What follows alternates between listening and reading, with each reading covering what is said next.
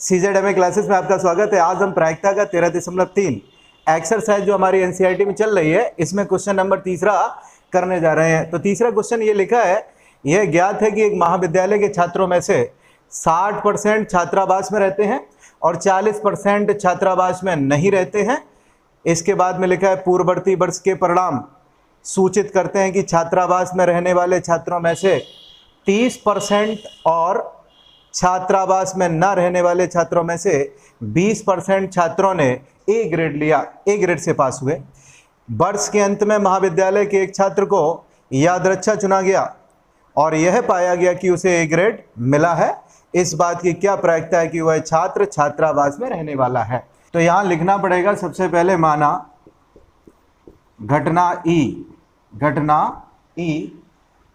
A grade प्राप्त करने वाले, ए ग्रेड प्राप्त करने वालों को तथा घटना ई1 छात्रावास में रहने वाले, और ई2 क्या होगी, घटना ई2 जो होगी वो छात्रावास में नहीं रहने वाले छात्रों को व्यक्त करेगी।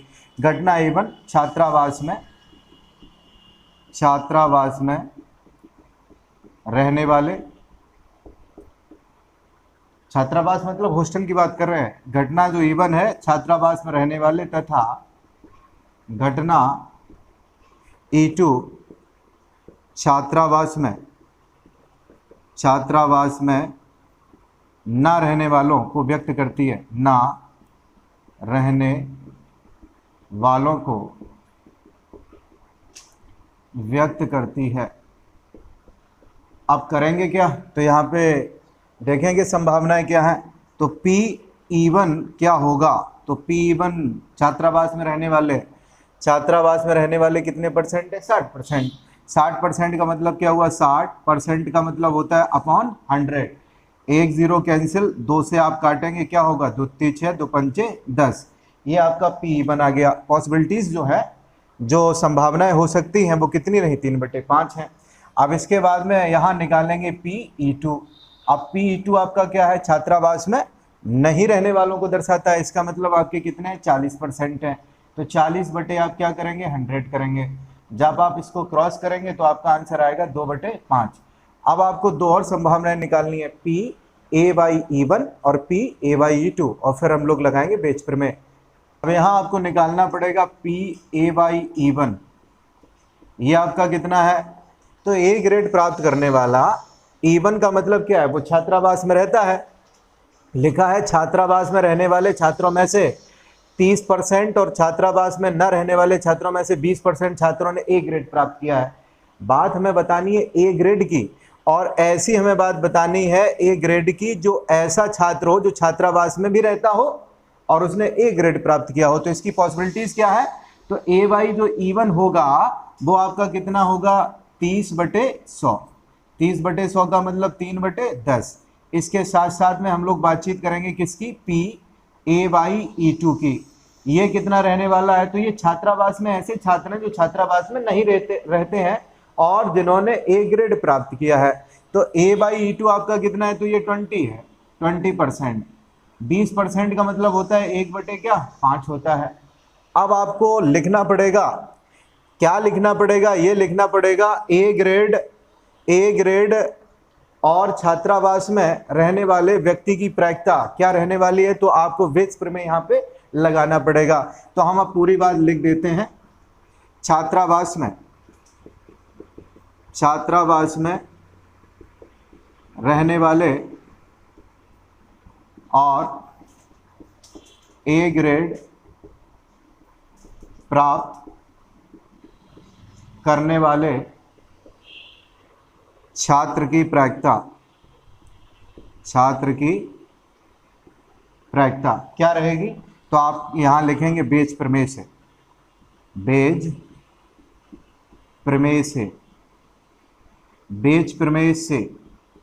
आप जानते हैं बेज प्रमेय कहाँ अप्लाई की जाती है अच्छे से, तो बेज प्रमेय अब आपको लगानी यहाँ पे है। तो लिखेंगे P। सबसे पहले आपको लिखना पड़ेगा क्या, पहली छात्रावास से चुनने की आप बात कर रहे हैं, छात्रावास से चुनने की आप बात कर रहे हैं, और ऐसे छात्र को चुना जाना है जो छात्रावास में हिस्सा रहा हो। तो हिस्सा रहा हो तो इसका मतलब पॉसिबिलिटी आपकी कौन सी होगी, इवन वाली घटना होगी। इसके बाद में इनटू लगाइए पी ए बाई इवन, ये आप जानते हैं लिखना पड़ता है। इसके बाद में जो आपने अंश में लिखी हैं बातें, इसको लिख लीजिए into P A by E one, plus का निशान लगाइए। प्लस के निशान के बाद में आपको क्या लिखना पड़ेगा, जहां इवन है वहां E2 करते चलिए, बात हो जाएगी समाप्त। P E2 into P A by E2, ये हमारी कंडीशन रही। अगर वो ये क्वेश्चन पूछता आपसे छात्रावास में न रहने वाला, तो आप यहाँ पे E2 लिखते, और इसके साथ साथ में ऊपर जो अंश में लिखा जाता हर जगह E2 वाली कंडीशन लिखी जाती। अगर वो आपसे पूछ रहा है छात्रावास में रहने वाले, और छात्रावास में रहने वालों को आपने इवन घटना से लिखा है, इसलिए आपको यहाँ पे इवन लिखना ही पड़ेगा। जब दो चीज़ें दी जाती हैं, उनमें से फिर दो कंडीशन आपकी और दे दी जाती हैं, तो ऐसी जगह पे हम लोग बेस प्रमेय का उपयोग कर देते हैं। जैसे आपके पास में कंडीशन क्या थी पहले, तो आपके पास में कंडीशन ये थी कि महाविद्यालय के छात्रों में से दो प्रकार की कैटेगरी यहाँ पे हैं। अब दो प्रकार में से भी प्रकार उसने निकाला है, क्या निकाला है कि 30% और 20% ऐसे हैं जिन्होंने क्या किया है, जिन्होंने ए ग्रेड प्राप्त किया है। जब ए ग्रेड प्राप्त किया, इनमें से एक को किसी को हमें चुनना है, तो ऐसे सवालों में हम लोग बेस प्रमेय का उपयोग करेंगे। अब होगा क्या, मान रखने पड़ेंगे। जैसे ही आप वैल्यूज को रख देंगे, उस वैल्यूज को रखने के बाद में आपका आंसर यहां निकल आएगा। इवन का क्या मान है, इवन की अगर बात करें तो इवन आपने क्या 60/100 माना था। अब 60/100 का मतलब क्या हो गया, आपने काटा था तो आपकी वैल्यू कितनी आई थी, 3/5 आई थी। तो पी इवन का मतलब 3/5 मल्टीप्लाई ए बाई इवन क्या है, तो 30/100, 30/100 का मतलब 3/10। जैसी ऊपर वैल्यू लिखी है इतनी तो आप वैसी की वैसी लिख दीजिए, 3/10। प्लस के बाद में PE2, ये ऐसे छात्र हैं जो छात्रावास में नहीं रहते हैं, 40/100, 40/100 का मतलब 2/5, तो 2 यहाँ पे हमने 5 कर लिया। और मल्टीप्लाई आपको करना पड़ेगा ऐसे छात्र जो छात्रावास में नहीं रहते थे, लेकिन उनकी ए ग्रेड यहाँ प्राप्त हुई है, तो वो कितने हैं, तो 20%, और 20% का मतलब होता है 1/5, हमने लिख लिया। अब इसकी कैलकुलेशन देख लेते हैं किस प्रकार की रहने वाली है। तो 3 का 3 से मल्टीप्लाई, यहाँ आ गया 9/50। इसके बाद में यहाँ देख लीजिए 9/50, ये हुआ आपका 2/25, लासा ले लीजिए तो 9/50, यहाँ आपका एलसीएम कितना रहा, तो 50 रहा। ये एलसीएम इसका कितना रहा, 50, यहाँ 9 है, और इसके साथ साथ में यहाँ पे कितना है, 4 है। ये इससे कैंसिल हो जाएगा, तो आपकी वैल्यू आएगी 9/13 आंसर। क्वेश्चन नंबर 4 लिखा है, एक बहुविकल्पित प्रश्न का उत्तर देने में एक विद्यार्थी या तो प्रश्न का उत्तर जानता है या वह अनुमान लगाता है। अनुमान मतलब तुक्का लगाता है। मान लें कि उसके उत्तर जानने की प्रायिकता 3/4 है और अनुमान लगाने की प्रायिकता 1/4 है। इसके बाद में फिर से वो कहता है, मान लें कि छात्र के प्रश्न के उत्तर का अनुमान लगाने पर, छात्र के प्रश्न का उत्तर लगाए और उसका अनुमान लगाने पर सही उत्तर देने की प्रायिकता जो आपकी दे रखी है वो 1/4 है। अब उसने प्रश्न क्या किया है, वो कहता है कि तो इस बात की क्या प्रायिकता है कि कोई छात्र प्रश्न का उत्तर जानता है और यह ज्ञात है कि उसने सही उत्तर दिया है। तो सबसे पहले आपको घटना लिखनी पड़ेगी। हम किसको क्या माने, तो आपको सबसे पहले क्या लिखनी पड़ेगी, घटनाएं। तो पहले तो आप लिखेंगे घटना ई सही उत्तर के लिए। सबसे पहले स्टार्ट करते हैं हल में, क्या होगा, तो लिखेंगे घटना ई उत्तर ना E1। क्या है घटना E1, तो घटना E1 आपकी होगी विद्यार्थी के द्वारा प्रश्न का उत्तर जानना। अब उसके द्वारा उत्तर जानना, तो घटना जो E1 है उत्तर जानने को, और E2 जो घटना E2 है अनुमान लगाने को व्यक्त करती। व्यक्त करती है। तो इसका मतलब ये हुआ कि आप पी E1 बराबर क्या लिखेंगे, उत्तर जानना ना, उत्तर जानना की जो पॉसिबिलिटी है वो कितनी है, 3/4 है। और P जो E2 होगा वो आपका कितना है, 1/4 है। दोनों बातें हमने लिख ली। अब आपको क्या लिखना पड़ेगा, अब आपको लिखना पड़ेगा सही उत्तर जानने की प्रायिकता। सही उत्तर जानने की प्रायिकता क्या है, तो सही उत्तर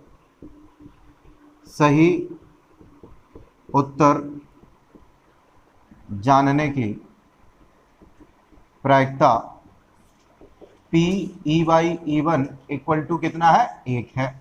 इसके बाद में आपको एक और बात लिखनी पड़ेगी। लिखना ये पड़ेगा इसके लिए कि अनुमान को लगाए और आंसर आपका क्या हो जाए, सही आ जाए। तो आपको दूसरा कंडीशन लिखना पड़ेगा, पर लिखेंगे अनुमान लगाने पर सही उत्तर जानने की प्रायिकता होगा क्या, तो लगाने पर सही उत्तर जानने की प्रायिकता जो है P E जो E2 रहेगा वो आपका रहेगा 1 कितना 4 गिवन है। इसके बाद में आप लिखेंगे बेस प्रमेय से। क्या लिखेंगे, बेस प्रमेय से। अब भाषा लिख लीजिए। कोई छात्र प्रश्न का उत्तर जानता है और वह सही उत्तर देता है। इतनी बात आपको लिखनी। कोई छात्र प्रश्न का उत्तर जानता है और सही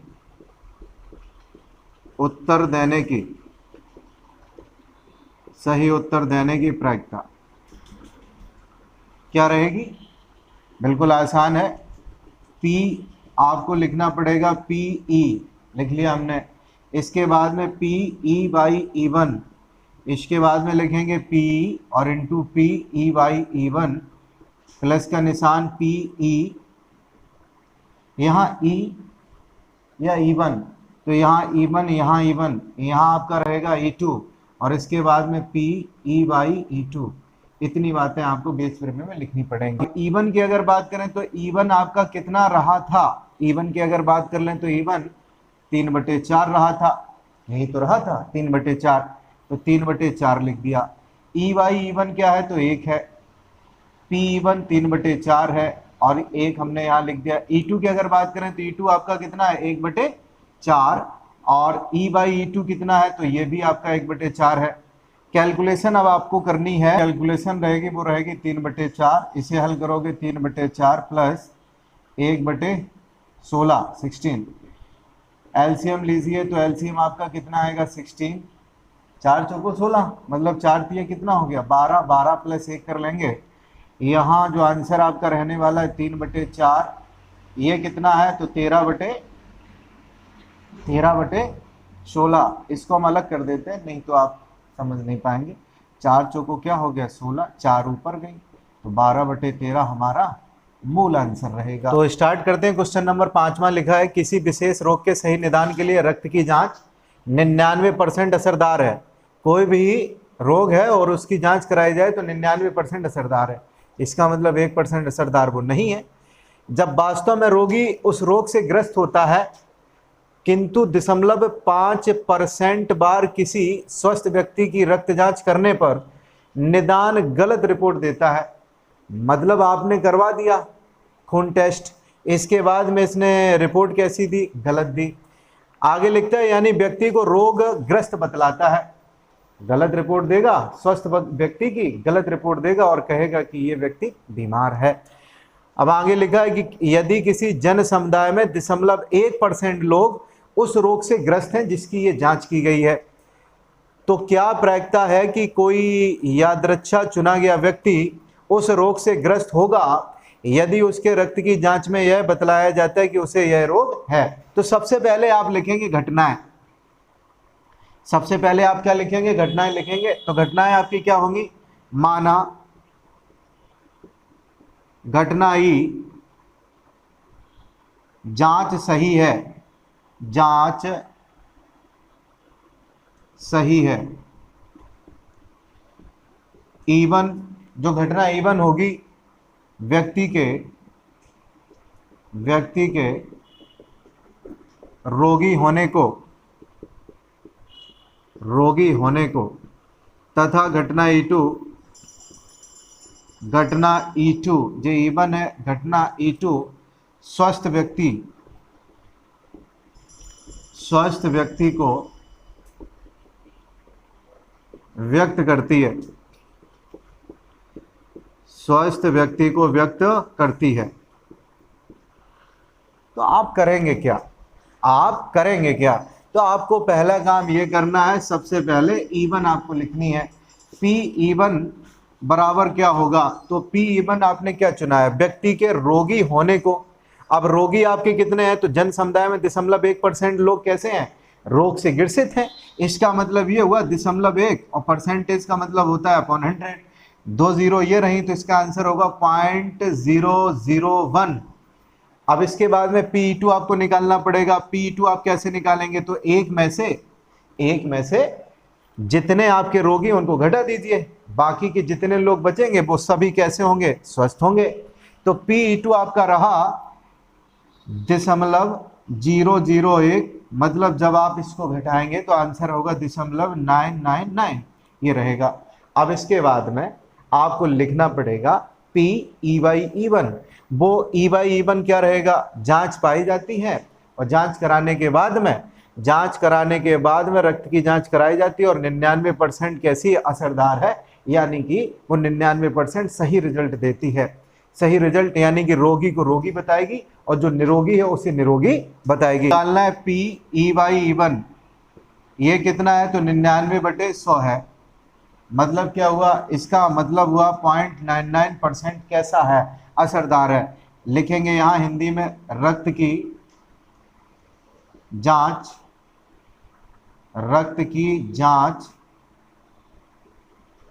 सही है।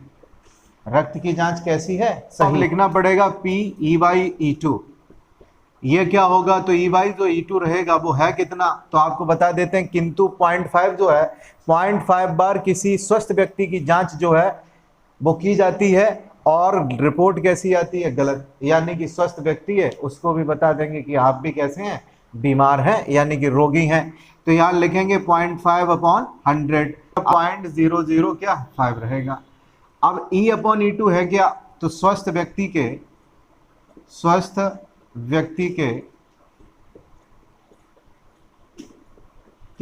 रोगी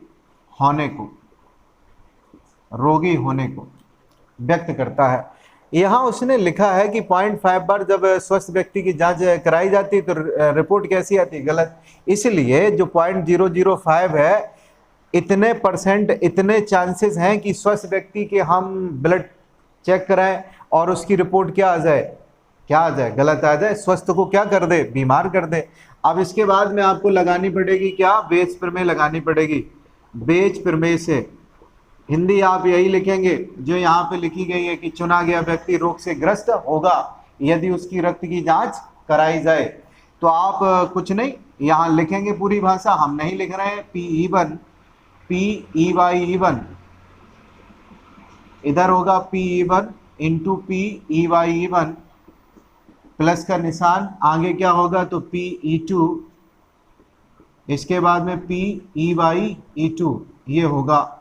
अब सभी के मान आपको पता है, वो ये 0.1 मतलब 0.001।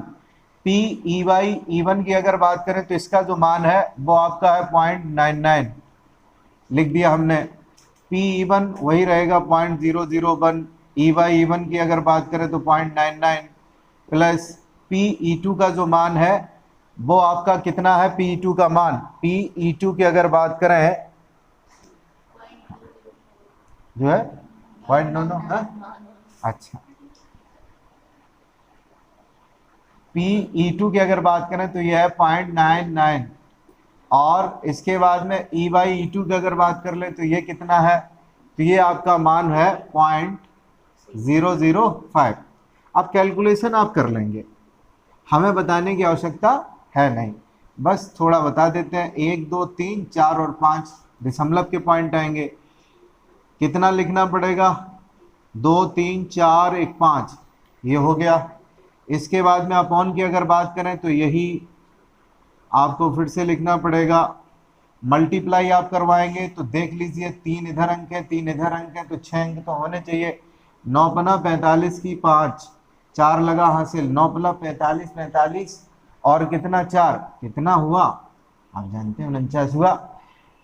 45, 45 में फिर से आप जोड़ेंगे तो 49 होगा, 4 अंक हो गए। अब इसके अलावा हमें करना कितना अंक है, तो 6 अंक करना है, यहाँ पॉइंट लगाइए, जोड़िए और घटाइए, आंसर को बताइए। करने के बाद में ये 22/133 आपका हो जाएगा।